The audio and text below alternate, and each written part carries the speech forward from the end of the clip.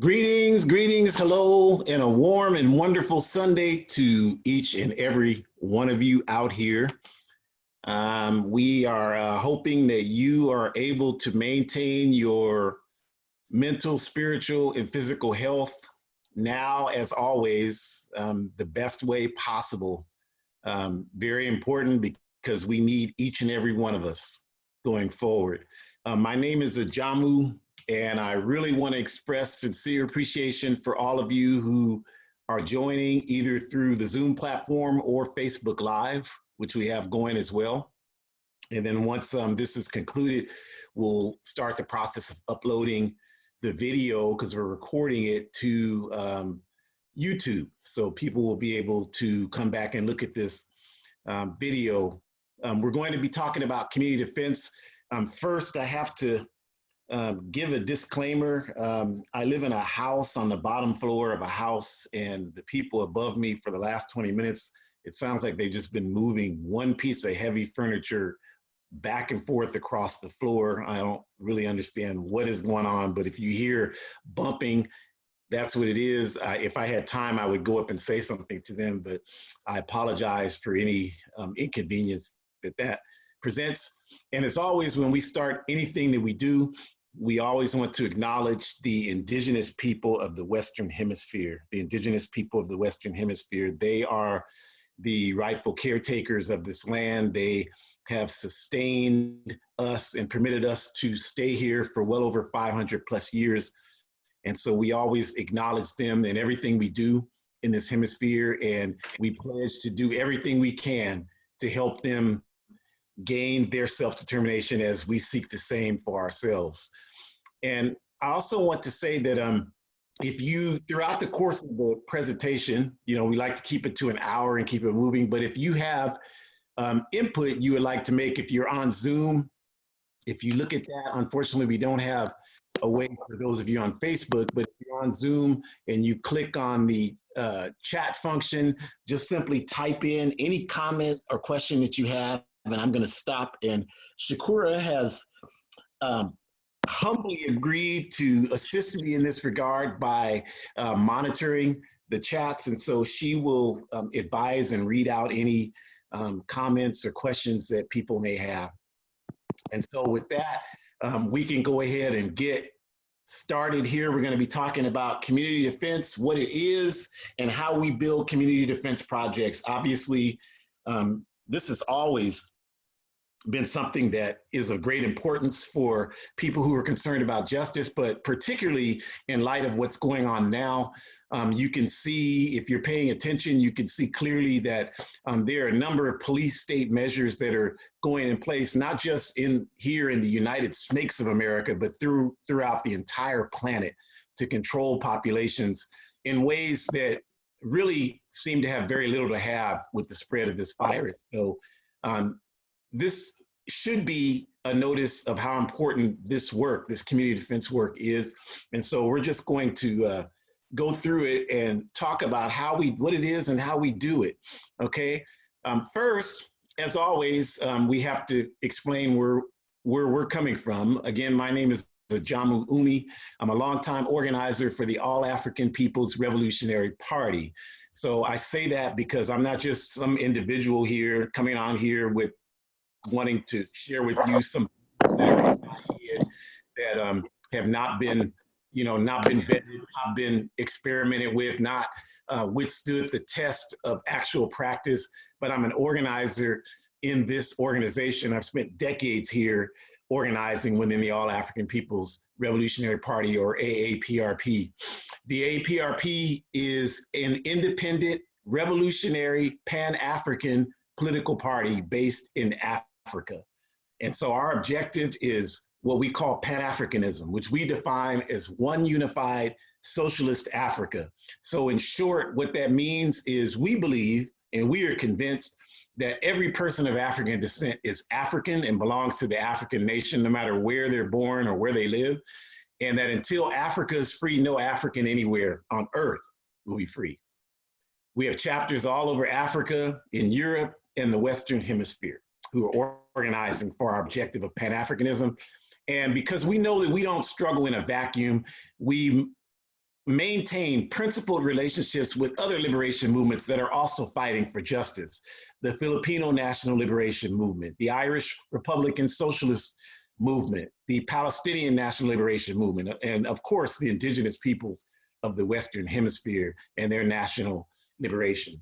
And we have a women's wing, the All African Women's Revolutionary Union, that is an extremely critical component of our organization.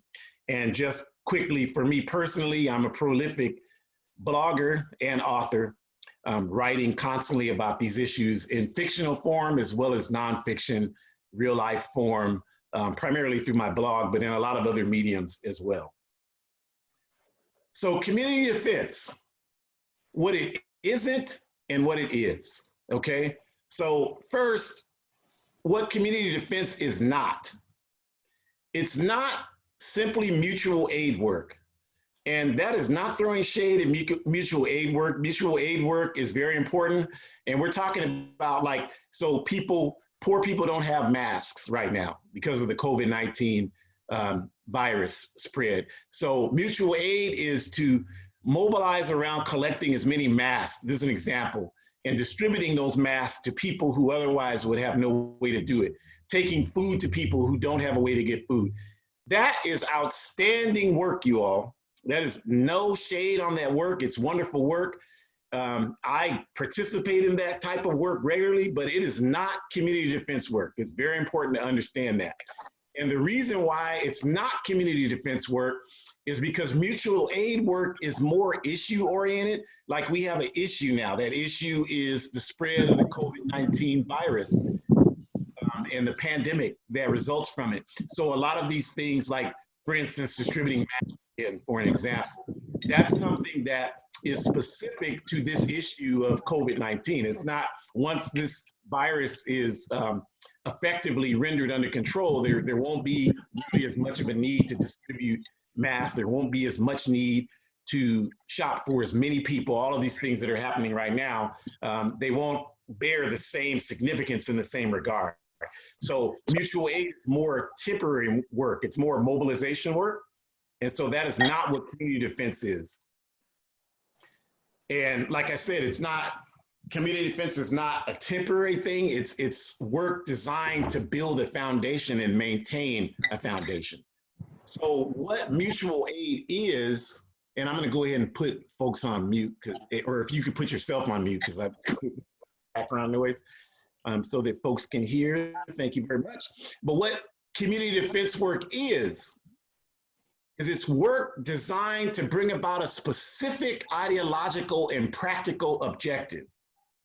A specific ideological and practical objective. So in other words, you get organized food delivery and you can be doing that. And I do a lot of this kind of work, like I said, so I know this to be a fact. You can do this type of work with people who you really have no idea what their political ideology or objectives are, because you're working with them specifically around the issue of providing food to people. Very important necessity, very valuable and significant work.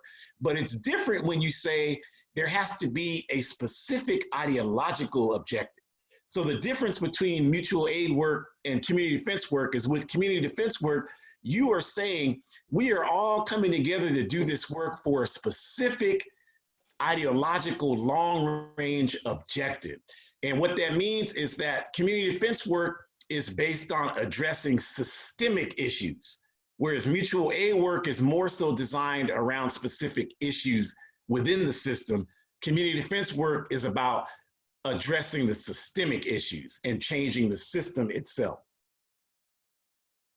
And because of that fact, community defense work can never be separated from revolutionary work. And I know this is probably something that's a little difficult, like if you are someone who has faith in the electoral process within the capitalist countries like the United States, for example, and you participate with that. And again, it's not to throw shade on you if that's what you're doing, but for a lot of those folks who have faith in that process and you have faith in the institutions in this capitalist society to solve problems, like you might very well intentioned believe that, well, we have to just force the police to work in the interests of people. And this is not a forum where we're attacking that view, but just saying if that's your view, then it might be difficult for you to wrap your arms around the fact that we're talking about community defense work specifically in the context of revolutionary organizing work. In other words, people who are doing community defense work should be people who agree and believe that the capitalist system is not a system that can effectively meet the interests of the masses of humanity. And therefore, we have to empower the people who live within this system to take power for themselves to control their own lives by not relying on the existing institutions to do that. So that's a fundamental difference with community defense work. And then it has to be driven by political education. So whereas you can collect food for people in mutual aid work and you don't even necessarily have to have a political conversation with them, in community defense work, your foundation for your work has to be based on a political objective. So not only are you needing to have consistent and ongoing and sustainable political conversations with people, but the entire basis of your work has to be rooted in a program designed to give you a specific educational boost, not just you, but the people who are involved in the work in the community you're doing the work in. So because community defense work is revolutionary organizing work, it's about building and empowering the community to do the work, as opposed to mutual aid work, which is basically you're going to do something for someone else. Community defense work, nobody is doing anything for anybody. You're attempting to engage the community to do work for itself. So these are fundamental differences that are critical to understand if people really want to know what community defense work. There are a lot of different definitions for it, but this is the definition that we're using here today. And just, to give it this context, it's important to understand how we see it in the AAPRP, because we don't see community defense work in the US, for example, as separate from our worldwide AAPRP work. In fact, we see it as a critical component of it. So since, as I said, our objective is Pan-Africanism, which for us, what that looks like is building a worldwide network of Pan-African revolutionaries on the ground in Africa who are building capacity to one day seize power in Africa. So we're talking about organizations like the Democratic Party of Guinea, the African Party for the Independence of Guinea-Bissau, the Amilcar Cabral Ideological Institute in Nigeria, the Pan-African Union of Sierra Leone, the Pan-African Congress and the Azanian People's Organization of Azania, or what you call South Africa, the Zimbabwe Movement for Socialists in Zimbabwe. All of these organizations we are linked up with as sister parties right now as I'm telling you this. And we see ourselves as one organization. So people always ask, well, how many people are in the AAPRP? You don't understand the context of the work we're doing. There are millions of us in this Pan-African work that we're doing. That's the basis of it. And so our objective is to build capacity to seize power and take power from imperialism. So since that's what we're struggling to do with our Pan-African work, the question of community defense in relationship to that is for those of us who are outside of the African continent, in order for us to defeat imperialism, imperialism is not just a system that dominates in one country. And if you were here for the discussion we had on capitalism last week, then you know that imperialism means one country invading another country and seizing and controlling its human and material resources, right? So that's not just a system that works in one country. It's a worldwide system led by what I call the worldwide capitalist imperialist network, which is Europe, Australia, the Zionist state of Israel, Canada, and of course, led by the United Snakes of America. And so this is the worldwide capitalist imperialist network. And so those of us who live here have a critical role to play, because we know that as we already see this. If you pay attention at all to any of the news happening in Africa, we see it with the efforts of imperialism right now to sabotage the electoral process in Guinea-Bissau, to prevent our African Party for the Independence of Guinea-Bissau, or the PAIGC, from maintaining political governance in the country of Guinea-Bissau. This is an imperialist dominated effort to prevent this from happening.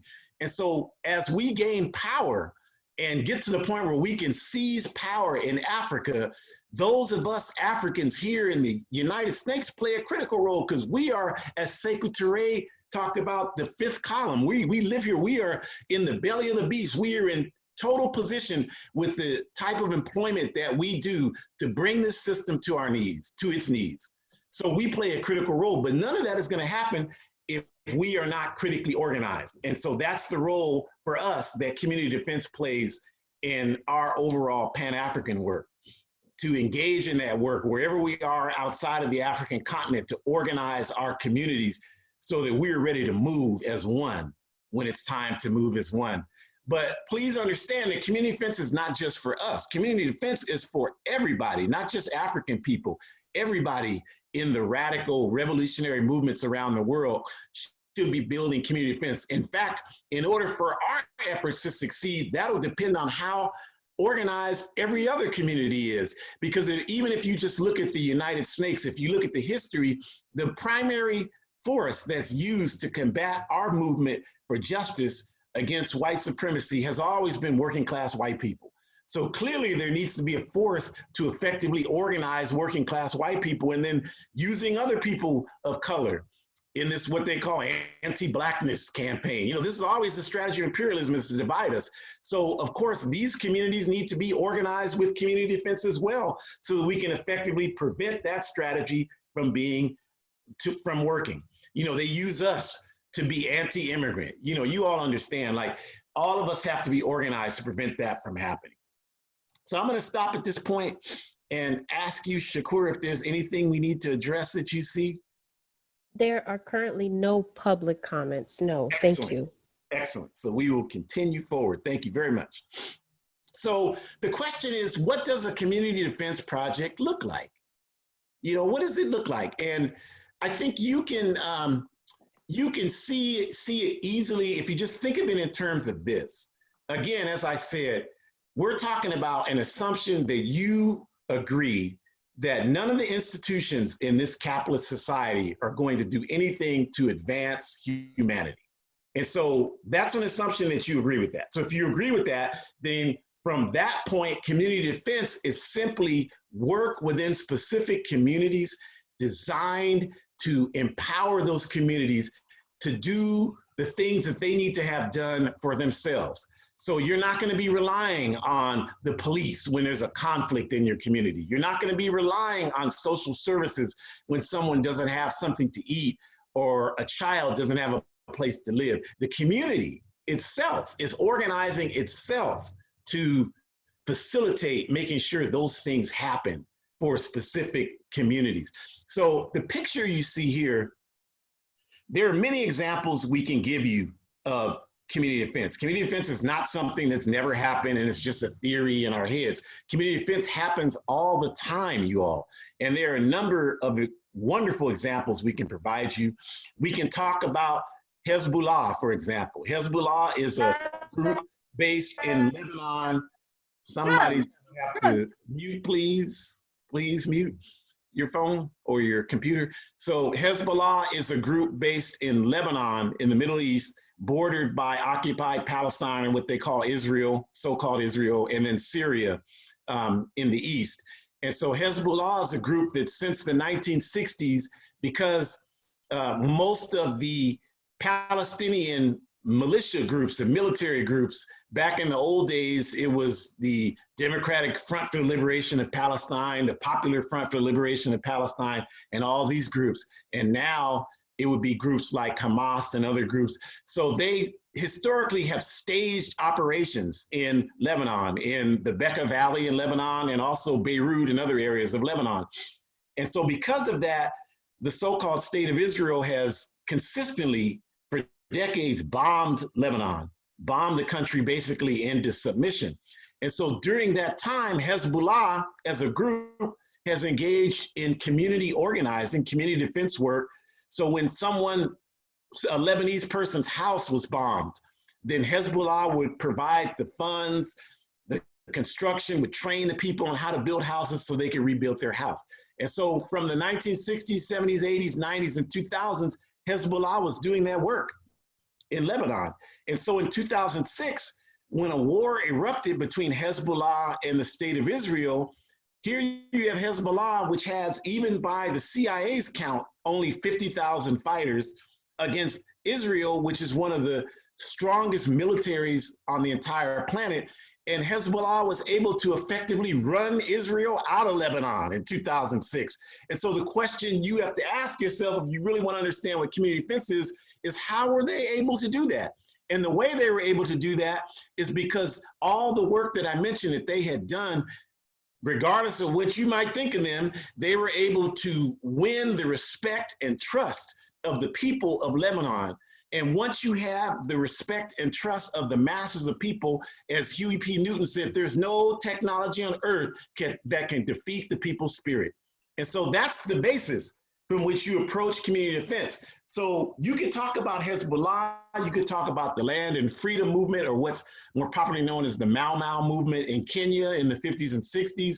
You can talk about a number of things, but for this presentation, we're going to focus primarily on the Student Nonviolent Coordinating Committee, which I think is an outstanding example of community defense, particularly their efforts in Lowndes County, Alabama in 1965 and 66. And so the picture you see here is a picture of a young Kwame Ture, who was then known as Stokely Carmichael, on the left, talking to one of the local residents in Lowndes County during this campaign I'm talking to you about. And if you don't know, Kwame Ture was a leader in the Student Nonviolent Coordinating Committee. He became their chairperson. He defeated John Lewis, who's now a congressman, and became their chairperson in 1966. And this signaled a militant turn for SNCC. And after that, he became prime minister of the Black Panther Party. But to us, more significantly, the last 30 years of his life, he served as leadership within the All-African People's Revolutionary Party, living in Guinea, Conakry, and helping concretize this work of uniting African liberation movements that I talked about as our strategy for achieving Pan-Africanism. So what SNCC did in Lowndes County in 65 and 66, Lowndes County was a county that was 80% African, only 20% Europeans, but Europeans controlled everything in Lowndes County, everything. They prohibited African people from voting. In fact, African people had not voted in Lowndes County by the 1960s since Reconstruction, 100 years before that. And the reason why we hadn't voted there is that anybody that attempted to register to vote in Lowndes County was met with brutal terrorist violence.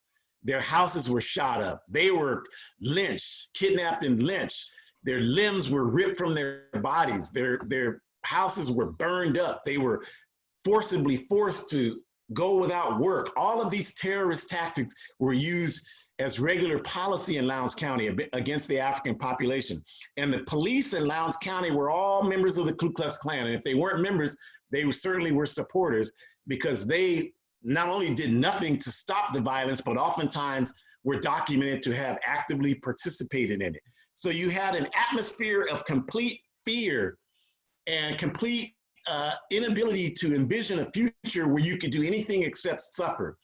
And what SNCC did is they went into Lowndes County in 1965. They studied Lowndes County and they went in there. And they went in there with a specific objective. Remember, we said community defense has to have that specific objective. And their objective was to empower the African people to obtain their self-determination. So the work that SNCC did in Lowndes County ended up being the foundation by building the Lowndes County Freedom Organization. They ended up being the foundation of the Black Power movement, which everybody listening knows about. And the most modern Black Power movement grew out of this effort by SNCC in Lowndes County in 1965-66. And there's a wonderful book that just came out recently that I encourage you all to read. It's called Bloody Lowndes: Civil Rights and Black Power in Alabama's Black Belt, by Hassan Kwame Jeffries. Hassan Kwame Jeffries. And in that book, Brother Jeffries talks about SNCC's strategy for implementing its community defense project in Lowndes County. Before they did anything, they researched Lowndes County. They knew that it was 80% African. They knew about the terrorist violence as policy. They knew about the constant death and destruction the African people experienced, they knew about the fear that existed there. They chose Lowndes County to go in and work because of those things. They didn't avoid it because of those things. They chose it for those things. And they went in there, and he describes a particular instance when they first went into Lowndes County.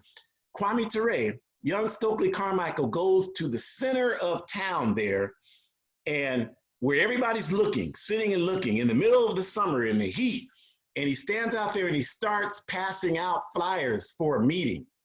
This was something that was unheard of there at that time, unless you wanted an early funeral to do something like that. And he stood out there by himself, and people just watched him. Some people took the flyers, most people pretended like they didn't even see them, you know. And so he continued out there, and the police came, sirens blaring, and they, boy, what are you doing? Call him N-word. N-word, you better get the hell out of here before we put you in prison. And he stood his ground, and he told them, if you're gonna arrest me, go ahead and arrest me, because I got work to do. I'm trying to organize my people. You got work to do, otherwise don't waste my time. And that's what he told them in front of the whole community. And everybody saw that. And the police did arrest him, and they did take him to jail, and SNCC got him out in a couple of days. But the point was a propaganda point. It was a political organizing point, because when people saw that, when they saw these young people there, they began to have respect and trust for these young people. And having that respect and trust for them, people began to come out, and they were able to begin to plan around community defense. So this was the objective that they engaged in there. And so their project was to build this Lowndes County Freedom Organization, or LCFO, but because about 90% of the people in Lowndes County, Africans, couldn't read or write, they had to come up with a symbol, and the symbol they chose was the Black Panther. And so the party became more known for that, the Black Panther Party. And that's why it was the original Black Panther Party that Huey P. Newton in Oakland wrote to SNCC to ask permission to use. And that's all documented in Kwame Ture's autobiography, Ready for Revolution, as well as Huey P. Newton's autobiography, Revolutionary Suicide. He talks about how he wrote Kwame to ask for permission to do that. So that gives you an idea, like the Community Defense Project was based on creating Black power, eliminating the fear African people had in Lowndes County, and using, you know, political elections, everything else to do that. But the concept behind it was to create the foundation for a Black power movement. And so what they did is they identified specific communities where they could focus their work. And the picture you see here, they went door to door and they talked to people about the work they wanted to do. The word spread about how fearless they were on the streets with their organizing. And so they were able to definitely, you know, benefit from that, because people had heard about these young people who came in here and were not afraid to organize for our safety and our protection. So people welcomed them to their houses, and they worked with them, and they were able to, you know, build relationships with people and get people to come out. And they relied on the specified principled objectives, which in their view at that time was to, again, build this concept of self-determination. If someone could please mute, you can hear a lot of background noise, thank you. But also to, you know, in the concept of how we're talking about it, it's a worldwide phenomenon, right? And the specific strategy, you know, can be related to the African Revolution or any revolution. It can be related to just building radical unity within communities by eliminating dependence upon police, or whatever effort people want to make to engage in their community defense project. So I'm going to stop at this point. Shakur, is there anything we need to address? I just want to thank Bobby for typing up the title of the book you referenced and giving the author's name. But that's thank you. Yeah. Appreciate it. Okay, so we will keep going. So how do you build a community defense project? You know, so if you look at, again, using SNCC, like they built an independent political party because on the right, the pictures there were the symbols used by the Democratic Party, clearly white supremacists, and the Republican Party was worse. So there was no confusion that those parties were for African people. So their objective was to build self-determination using political parties and other things as objectives. So you want to build a community defense project where you live. So how do you go about doing that? Well, what you have to do is follow these specific steps. You want to identify your focused area of organizing work. So, for example, maybe you want to make it so that people don't feel like they need to rely on police. You want to create a police-free community, and you want to do that as a part of your community defense project. So you're going to have to figure out where you do that. So look at your area, and it's going to require you to do research. You're going to have to do research about how you want to implement your project. So what area of your town, for example, fields the most police calls? What type of police calls do they field? Who lives in that neighborhood? What are the demographics? Like, what's the ethnicity? What's the class? What's the medium income? What's the education? How many of the people there, English is not their first language? How many people there, immigrate from other countries? How many people, all of these things you want to know so you can get an idea what kind of community you're looking for. And so when I've been engaged in these projects in the past, we wanted the community that had the most police calls, that had the most people arrested, that had the lowest completed education levels, that had the highest degree of issues and challenges. Because the reason why we wanted that is just like SNCC in Lowndes County, we knew that when we went to that community, the people would be hungry for work that would eliminate those problems. We knew we would have no problem getting people to agree to want to do something. So understanding the dynamics of the neighborhood, what's the history of it? Like drug sales done there, all these things. Are there quality schools? Is it a food desert? Knowing all those things, doing that research. And a lot of that information you can find through the Census Bureau. You don't even have to, engage in long-term research. You can get most of the stuff I'm talking about is in the Census Bureau data. You can find out. And so once you do that work, and if you want to engage in that work for a community, you can do that type of work in a matter of weeks. And you can come up with, okay, this neighborhood fits all of these things. We want to go into this neighborhood and we want to talk about eliminating the police. So you develop that research and you have it. And so once you have done that, your research is in place, then you identify your people. And this is a critical point. Like a lot of people believe that, well, let me back up and say, oftentimes the way we're conditioned, because we're conditioned to believe that nothing really can exist effectively outside of the capitalist system. Like anybody talking about doing something that is outside of the existing political, economic, and social norms that we operate under, that person must be insane. That's how we're conditioned. Like there's no such thing outside of what already exists. And of course, the ruling classes are the ones that condition us that way because they want us to believe that there's no other alternative besides the one that they provide us with. But the truth is that the alternatives we have are only limited by the creativity of the people. So we don't have to have 50 people to start a community defense project.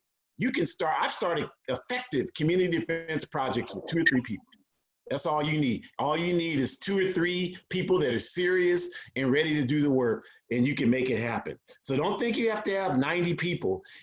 And another thing is that you have to always remember honesty, or as Comrade Fidel Castro said, sincerity is always a key to revolutionary work.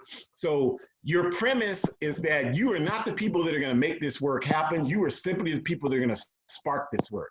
And you will make a million errors. And in fact, when I've done community work in the community, I've started off my talking points to people in the community like that.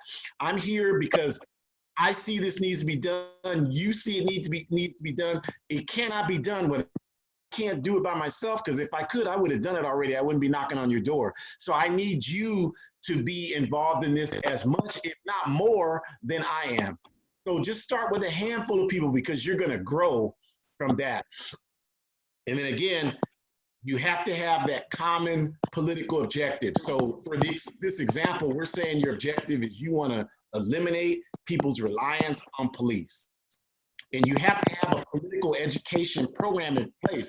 So if you don't have an organization and the 2, 3 people you're starting your community defense work with are your organization, then make that your organization. Make it so that those people are with you and that you have a regular process where you're reading and you are engaging in political education so that you can begin to bring people into this process, because we cannot create a new world based on utilizing the information from this current backward world that exists. We have to struggle with ourselves to build a new understanding. And that comes through that political education process. And then you have to have trainings on your community defense program. Your trainings have to be, when you knock on doors, what are you going to be saying to people? How are you going to engage in conversation with people when you knock on our doors? What are you telling them? How are you galvanizing them to participate? All of that, you have to train yourselves in how to do that.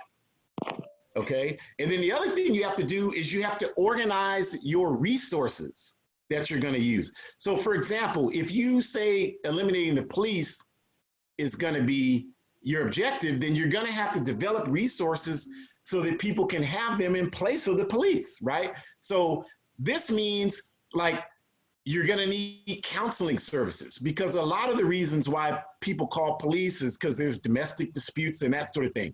So a lot of times people have, a lot of these contradictions are because of the inequities of the capitalist system. People don't have money, so they take it out on each other, and they go off on each other and do these types of things. People use drugs just to try to escape the trauma of having to make it through the end of the day. So you're going to need counseling resources. So that means you're going to have to go and talk to people who are licensed counselors, and you're going to have to talk to them about, would they be willing, explain your project to them, would they be willing to work with you, would they be willing to provide services for people free of charge? And you might hear that and you think, yeah, that's never going to happen. But if you're saying that, that's because you've never done this work. I've done this work, and I'm telling you, there are so many people out here, you don't even understand how many people out here who don't want to just work in these bureaucratic jobs. They spend all this money on education. They got into that because they want to help people. They just don't know how. And when you walk through their door and you tell them about your community defense project, they will willingly tell you, yes, I'll treat whoever you have free of charge. And they will tell, not only that, they'll tell you, and I got other people in other areas, drug and alcohol counseling, job placement counseling. I have other people I can get who can help also. They will do that. They don't have to be the people who are on the front lines with you, but they are the people who you are lining up for resources. So these people are out here. And if you do the research, you will find them and you will see how ready they are to help you with your project. So when you knock on people's doors, your training is designed to help people understand how to explain this to people. Like, we have resources. Well, I think the problem is that, we have mental illness in our community. Well, we have resources that can help with that. We even talked to, there was one of the projects I worked on, there was this African from Ethiopia who had a cab company. And I walked in the cab company, just walked in there cold. Found out who the owner was, talked to him, I told him what we were doing. And it ended up, he actually had family that lived in the community we were focused on. So he knew the problems in that community. And so I told him, we need people to give people rides because our people don't have cars. And he said, well, just create a log and we can give you a radio. I mean, it was overwhelming how much he was willing to help, as well as all these other people. So get your resources organized. And then when you get ready to launch your program, you have those in place to use as talking points to help people understand how your project is going to work. And the idea is that once you have all of this in place and you go door to door, and then you can begin to roll out your programs as a part of your project. So get qualified experts who can train people in conflict resolution, right? Because if people are trained in conflict resolution, then they won't feel like they need to call the police. Because the only reason why they call the police, they know the police aren't going to help them, but they just don't know what else to do. So if they're trained and they're prepared, they know what to do. And training people in self-defense. There's tons of people. I've had people who had self-defense gyms who are like, we will train anybody free for community defense. There's a ton of people out here who are willing to do that. So you can have conflict resolution classes, you can have self-defense classes, you can have education, all of that can be going on just in your neighborhood, in your community. And so once you have all of that happening and your project is popping, then you get to the level of organization where the community goes and they can start going to the abusers first in the community, the drug dealers. I've seen this happen. And they can tell them, like, this is what we're doing. We know you've seen it. We know you've seen us organizing, putting all this in place. So we can no longer have our children unsafe in the community. We can no longer have you beating up the women and the non-men in our community. We cannot have that. We do have resources to help you if you need help, but if you're not willing to utilize the help that we can help you get, and you just want to continue to be a destructive force in our community, you will no longer be allowed to stay in this community. And this is not you and your 2 or 3 people. This is the community coming out telling people this. And so when it's on that level, people know they can't defeat an entire community, so they will make a decision. They will make a decision. And if they don't make the right decision, then your community is now organized to do something about it. And so I'm going to stop at this point and see if there's anything we need to address. Shakur? No, we're okay. Excellent. All right, so we're coming to a close. Inoculation is the key to your community defense project.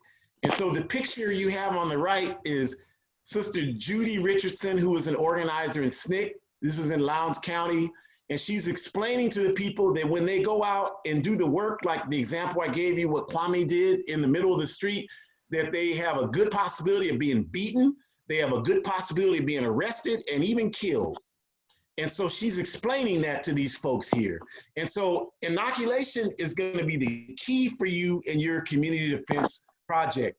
Have a clear analysis of what you're going to do and be very honest. Do not take this, what we call in the labor movement, service approach to your work. Like, you're here as a service representative and you're going to solve the problem for the community. You can't solve the problem for the community. The community can solve the problem for the community. So what you have to do is honestly tell the people in the community when you're talking to them that, look, this project is only going to be as successful as the number of people that you can help me recruit to make it work, to do this work. Well, I'm afraid I don't want to do it because the drug dealer's going to get me. Well, but you're already afraid of the drug dealers right now, right? Yes, I am. So if you don't do anything, only thing that's going to happen is you're going to continue to be afraid. But if we organize, we can do something about it. But I'm not going to tell you that if we organize that there's no risks. There's risk when you walk out your door in the morning. So yeah, we might have to deal with some problem. There might be some people hurt, I don't know. But the more we organize, the more we can mitigate the chances of that happening. This is all about you developing this research and your approach in terms of canvassing and your talking points. You can do all of this. And trust me, people, if you tell them the truth, they will appreciate that. And most of the time, they will not say, well, yeah, I just can't do anything. Most of the time, they will come around and say, okay, what can I do? And you have to make sure you make an ask to the people you talk to. When you go to the people in the community, your ask is what? Your ask is that we need you to play a role in helping us build this work. We need you to recruit your neighbors because they live there. They know the people. You may not necessarily even live in that neighborhood. So they will have a much better possibility of talking to people and effectiveness in talking to people than you would. So you have to make the ask of them. You have to ask them to help. You have to help them understand that they have to own this work. You can't own it for them. That's a part of inoculation. And you have to follow up, and you have to ask them to follow up, and you have to have point people who are in positions to ensure that work is being done, that the community resources are being contacted, that a plan is developed to implement those community resources, that the classes are scheduled, that you have a place to do that. And you all will be shocked in these neighborhoods how many resources there are. I've had apartment complexes say you can use our rec room for whatever you want because they're so tired of everybody shooting up the apartment complex. So they want to see this work happen. You don't believe that's because you haven't done it. I'm not trying to insult anybody. I mean, the people are ready for this work. The only thing lacking is those of us who can initiate it. So you just have to follow up, and people will respond. And then always explain the best scenarios and the worst scenarios. and be very clear that everyone understands that and that you work out what those would be. So when you organize your 20, 25 people to go around and talk to the abusers, you want to talk out like, this is the best scenario. This person will say, yeah, I want to take advantage of what you're doing. I want to be a part of the community, and they'll try their best to do that, and we'll help them do it.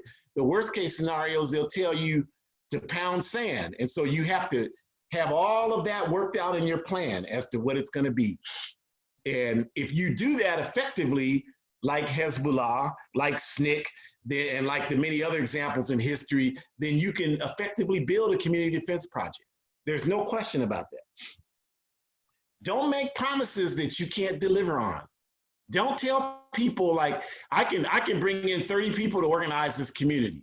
You can't bring in, if you could have done that, you would have did it already. You would need to be knocking on their door. People are not stupid. So there's no sense in talking to people like that. Just, you know, people always feel like they have to have something ready for people to approach people. And no offense, but that's a really bourgeois concept, because it's based in an elitist concept that you have to do things that other people aren't qualified at doing, and you have to do that before you can go to them and talk to them about doing anything. That is not true, you all. There is nothing wrong with going to people and saying, well, who do you got? I don't have anybody but me knocking on your door. I'm hoping when I leave your house, I have you, and then it'll be you and me. And then I'm hoping you can get 2 people and I can get 2 people. Then it'll be 5 of us. Then it'll be 10, 20. There is no problem whatsoever in telling people that, because that is the truth. And the quicker we can get to the truth, the quicker we can get through it to organize and do what we need to do. So don't make promises you can't keep. Be very honest with people about what you can do, and ensure that people understand that the project is theirs. It's not yours. You know, the SNCC model was when they had their meetings, they rotated facilitators in the meetings. Every meeting, the facilitator had to be somewhat different. Why? Because people learn facilitation skills and they begin to have to take responsibility for the process. So that's what you want to do in your community defense project. You don't want to have the same people facilitating all the work. You want to encourage people to take on assignments. Well, people take on assignments, they don't follow up. So then you have to, again, be honest and say, well, if we can't get people to do this work, we're not going to be able to be successful with our project. If everybody doesn't own it, nobody's going to be able to benefit from it. And it's up to the people to make the decision. But for you, you don't have to own that, because that's, once you put it out like that, that's the best you can do. That's all you can do. And that's all you're required to do. If you believe in God, that's all God is expecting you to do. If you believe in fortune and destiny, then that's all you're dialectically required to do. So just understanding those points. And so, again, we have to establish those organizational structures, the political education process, the research, the collection of community resources, the training, all of those things have to be established, and you have to have people willing to work on them. You know, this example to the right, where SNCC organized in Alabama, and, you know, the civil rights movement is largely viewed as the movement of Dr. Martin Luther King, the nonviolent movement. And that is a fallacious analysis of the movement, because here you have a shining example where Malcolm X is in SNCC. This is a presentation he gave in Selma, Alabama, invited by SNCC, not the Southern Christian Leadership Conference. That movie Selma was a lie. He was invited by SNCC because of SNCC's movement towards militancy. So establishing your organizational structures so that you can begin to impose your organizational will, doing that. The political education and support, implementing ongoing political education. That's what we do in the AAPRP, implementing ongoing work study processes. You know, as I mentioned last week, I went to the Bourgeois University. I got a master's degree in economics. The information I've learned in the AAPRP work study circle for 36 years trumps whatever and I hate to use that term, but it trumps whatever I learned in the bourgeois institution. So the people's education is always better. And then initiating support with all of your needs, conflict resolution, self-defense, community engagement trainings, having all of that as a part of your plan solidified, and then establishing check-ins once everything's going with the people who are coordinating. and having those in the neighborhood and having block parties and having things to constantly celebrate your victories and doing all those things are a critical component to keeping it going. Checking in to make sure you can talk through challenges and figure out collective solutions as to how to address them, right? And then expanding and connecting your work to other movements. There's so many positive community defense work projects going on right now. Like Cooperation Jackson is one in Mississippi, in Jackson, Mississippi. So connecting with those, like we think that nobody's doing this because we're not paying attention. There are projects all over the place. There's work going on in Portland, Oregon. There's work going on here. So connecting all of this stuff together so that we all are able to provide experience and resources to one another. That's a critical part of it. So the last part of this is, again, I just always want to say, like I say every week when we're doing this, that in the All African People's Revolutionary Party, and again, I have to say this analysis and presentation is coming from an organizational perspective. I might be an individual doing the presentation, but this is not a Jammuz thing. This is the All African People's Revolutionary Party's work. That's very, because in capitalism, we learn based on the individualism. So it's the individual, Martin Luther King was the civil rights movement. And if there wasn't a Martin Luther King, it would have been Dr. Martin Luther Jones. They would have, because the people were ready to move. And they just chose, I know from studying history that at the Montgomery bus boycott meeting in 1955, Dr. Martin Luther King was sitting in the back row eating a sandwich when C.T. Vivian nominated him to be president of the Montgomery bus. He didn't even come there planning to do that. So it's because the people were ready to move. So this is an organizational process. And so understanding that, we're talking about it from that standpoint. So whenever we come and give information, we're giving you our commitment. If you want to build a community defense project, we will help you. I will help you do this. I will walk you through this process. I will even come to wherever you are and help you do it, because we're not just talking here. We're talking about implementing necessary work. So you can't just tell people what to do. You have to be willing to help them be. We have a process in our party called praise criticism. So when someone makes a mistake, you can't just tell them, hey, you made a mistake. Once you recognize their mistake, you become a part of the process to help them correct the mistake. So that's also a principle with this work as well. And so just some resources here.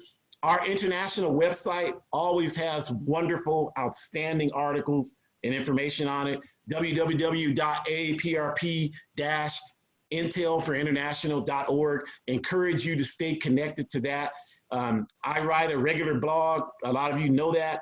I wrote an article about the Cuban interferon alpha 2B antiviral drug that they're implementing successfully, and why nobody in this country is talking about it. And that article is being widely distributed, which is very much appreciated. So www.abetterworld.me. And then another one that is facilitated by AAPRP comrades in New Mexico, as well as African youth and other revolutionary African organizations. And I also write for that one as well, is www.hoodcommunist.org. These are independent revolutionary African educational instruments. So we encourage you to use those, because community defense work is independent. It's not based on corporations. It's not based on the nonprofit industrial complex. It's based on the examples I gave you. SNCC was an independent organization. The AAPRP is an independent organization. We do not believe these institutions and this system is going to give us the resources we need. As Audre Lorde said, you can't deconstruct the master's house with his own tools. We have to create our own tools, our own independent tools. So with that, I'm going to stop and see if we like to keep to our time of an hour. We have a couple more minutes, and see if there's any comments or questions people have. May I read 2 of the chat posts? Please. Okay, so from Comrade Benjamin, he was wondering, was wondering what was the last bullet in the previous slide?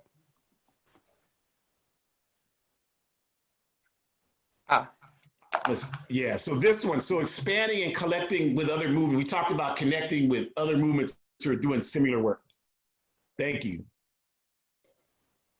Anything else? And then Jamila just wanted to comment. She said she certainly enjoyed doing community defense with you for the house security you provided to the breakfast program in the school. Forward ever. Yes, thank you. Yeah, Jamila, I actually met Jamila. Jamila lives in New Jersey now and is still a very active and effective organizer in the APRP.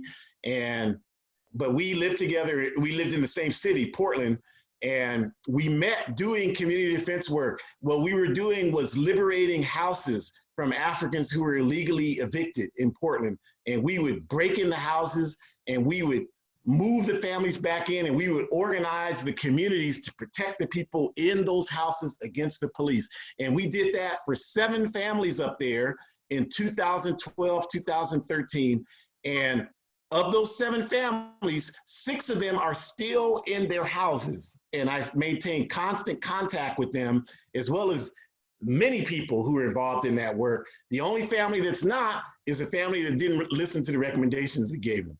So yes, thank you, Jamila. And thank you, Benjamin. And so, you know, as we close out, I just want to say, if you are interested in doing community defense work, even if you don't know, you know, how you would do it, you don't have any experience, if you email me, then we can talk forward about how to develop your ideas about what you want to do. But remember, this is revolutionary work we're talking about. Like, don't waste my time contacting me about talking to no nonprofits or no elected officials. That's not what community defense work is. Don't waste my time with that. But if you really want to build something that is for the communities, then please reach out, and happy to talk to you and help you develop whatever project that you want to do. We have time for maybe one last more thing, if there's something people have. You see anything at all, Shakura? No, those were the 2 that I saw. Okay. I want to thank Shakura. That is my daughter in another part of the plantation here in the United Snakes, who has volunteered to help perform this function very effectively. Thank you very much, daughter. And at this point, we will go ahead and close out. I just want to say that we'll be back next Sunday with a topic as well. We're going to get into some of the trainings that are necessary. We're trying to use this time to be as effective as possible. But we really just want to thank each and every one of you for joining. We really appreciate you joining. Any feedback you have, any way we can help you with any of the work that you're attempting to do, we are here to do that, no matter who it is. If you're working for the people against empire, we are here to help you do that. We want to let you know that African Liberation Day is coming up. We're having a worldwide programs virtually, so we'll bring more information about that, and we'll probably do one of these on that as we get closer. It's the end of May, May 25th. And so we just want to encourage you to, as we begin another week of this strange reality that we're living under right now, to do whatever you can to maintain your mental, physical, and spiritual health. When I get off this right now, I'm probably going to turn on some music and dance a little bit. I try to do that every day in addition to the regular exercises. Do whatever you need to do, and whatever you do is okay, but do whatever you need to do to maintain your sanity, because we need you. Each and every one of you are important. So make sure that you do what you have to do to take care of yourself. And if you need support, reach out and let us know. All right, so everybody take care. Forward ever, backwards never. Have a good rest of your day.